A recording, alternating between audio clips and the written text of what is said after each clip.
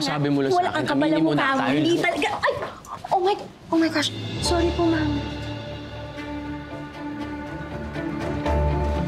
This is not a playground. We are here to work. Sorry po talaga, ma'am. Pasensya na po, ma'am. Are you new here? Yes, ma'am. What department? AIDD po, ma'am.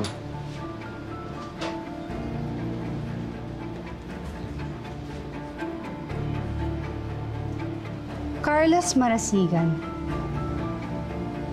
If you want to last long in this company, I suggest that you take your job seriously.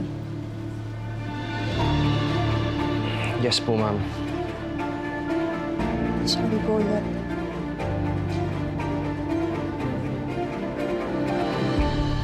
Dahil may effect ka. Ayan pa. Oh! Sumobra. Sandali, ayan. Oh. Gumanong-ganon kami. Gumaganon-ganon. Oh! Ayan. Aray, magasin. Ito maganda to, pa.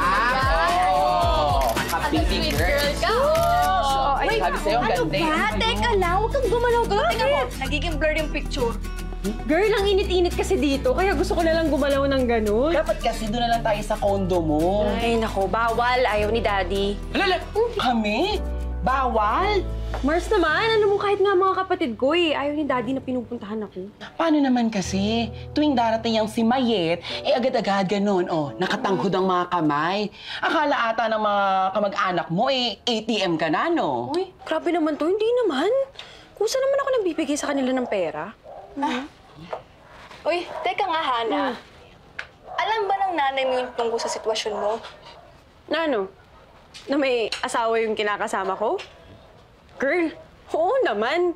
So, hindi ko na kailangan i-announce pa na binabahay ako ng isang mayamang lalaki na may 5 anak at asawa. Okay? At okay lang sa kanya.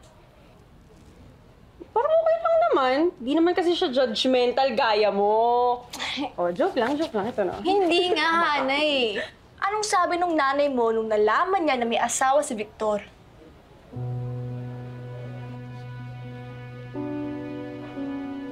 Saan daw ako masaya? Oh, masaya ako na nakakapagbigay ako ng pera sa kanila. At masaya ako na malapit ko nang makita si Mayet na graduate dahil sa mga binibigay ko. Yun yung mahalaga. Doon ako masaya, okay?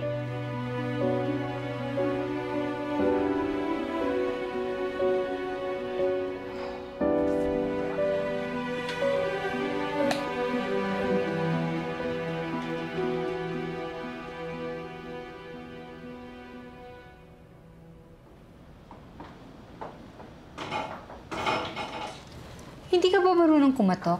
Don't you know that it's bad manners for somebody to just barge in somebody else's office nang hindi ka nagpapaalam? Bakit? Let me remind you, Via, kakatok ka lang kapag ang kwartong papasukin mo ay pag-aari ng iba. In this case, Lorente ako. Ang bawat square inch ng building na ito ay akin.